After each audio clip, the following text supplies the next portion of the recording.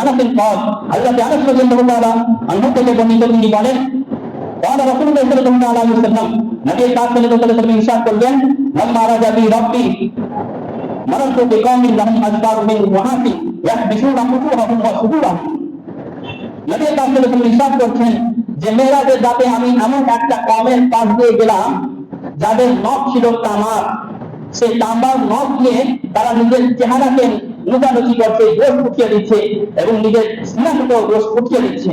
এইরকম তারা নিজে নিজে শাস্তি ভোগ করছে। তখন তোমার হাত নাই ইয়া জিবরিল, আমি হযরত জিবরিল আমি আলাইহিস সালামকে জিজ্ঞাসা করলাম, হে জিবরিল এই ব্যক্তিরা কারা, দুনিয়াতে এরা কি করতো?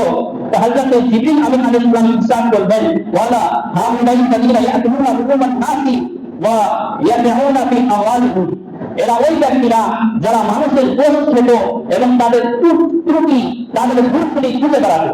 আল্লাহু আকবার।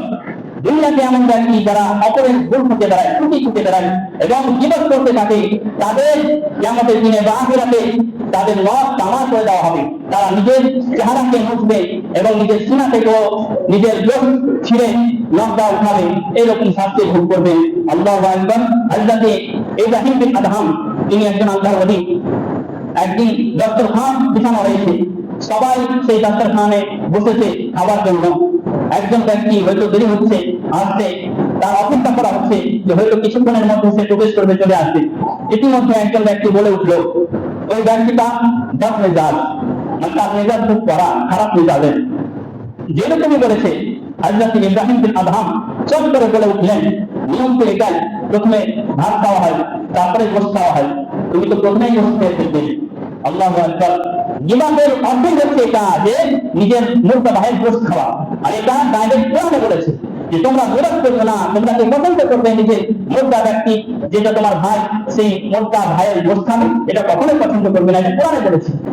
যখন হযরত ইব্রাহিম বিন আদহাম তাকে বললেন, সঙ্গে সঙ্গে সে নিজের ভুল বুঝতে পেরে গেছে যে আমার দ্বারা এখন বিপদ হয়ে গেল, সঙ্গে সঙ্গে তওবা করলো। এরকম আমাদের তো যদি আমাদের দ্বারা কোনো বিপদ হয়ে যায়, মানুষ মাত্র হতেই পারে, যদি আমাদের দ্বারা কোনো বিপদ হয়ে যায় সঙ্গে সঙ্গে তওবা করে নিতে হবে। আর মনে হচ্ছে যে আমি অমুকে বিপদ করেছি, কিন্তু তাকে যদি সে আরো খারাপ মনে করবে বা দুঃখ পাবে, কষ্ট পাবে, এমন অবস্থায় আমি কি করব?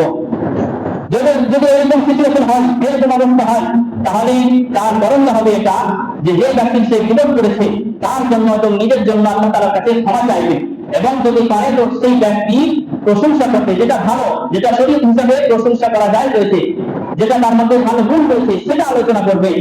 আর যদি হয় তো তাকে খুশি করার চেষ্টা করবে তোহফা দিয়ে বা কোনো কিছু হিকমত করে, তো হয়তো আল্লাহ তাআলা এর দ্বারা তার ক্ষমা করে দিতে পারে। যদি তার কাছে সরাসরি ক্ষমা না চাওয়া যায় হয়তো বিশেষ কারণে, তো এটা একটা উপায়, একটা রাস্তা। তো আমাদের সকলকেই এই নিকৃষ্ট কাজ জীবন থেকে নিজেও বাঁচতে হবে, অপরকেও বাঁচাতে হবে। আর মনে করবেন হয়তো কারো জীবন বা কোনো ব্যক্তি হয়তো আপনার কাছে কারো বিপদ করছে, তো হতে পারে আপনারও বিপদ সে অন্যজনের কাছে করতে পারে, এরকম হতে পারে। তো চেষ্টা করতে হবে আমাদেরকে বিপদের আমরা তারিখ সংখ্যা জেনে গেলাম যে এমন কোনো আলোচনা বা বাক্য প্রয়োগ করা, যে বাক্য বা যে আলোচনা শোনার পরে যার ব্যাপারে আলোচনা হচ্ছে সে যদি শুনতে পায় বা জানতে পারে সে অপছন্দ করবে, সে কখনোই পছন্দ করবে না, এটাই হচ্ছে বিপদ। আল্লাহ তাআলা আমাদের সকলকে এই নিকৃষ্ট কাজ বিপদ থেকে বাঁচিয়ে রাখেন। আল্লাহ তাআলা যেন আমাদের সকলকে ঈমানি হালাতে রাখেন, ঈমানি হালাতে দুনিয়া থেকে বিদায় নেওয়ার তৌফিক দান করেন। সকলে বলুন আমিন সুম্মা আমিন।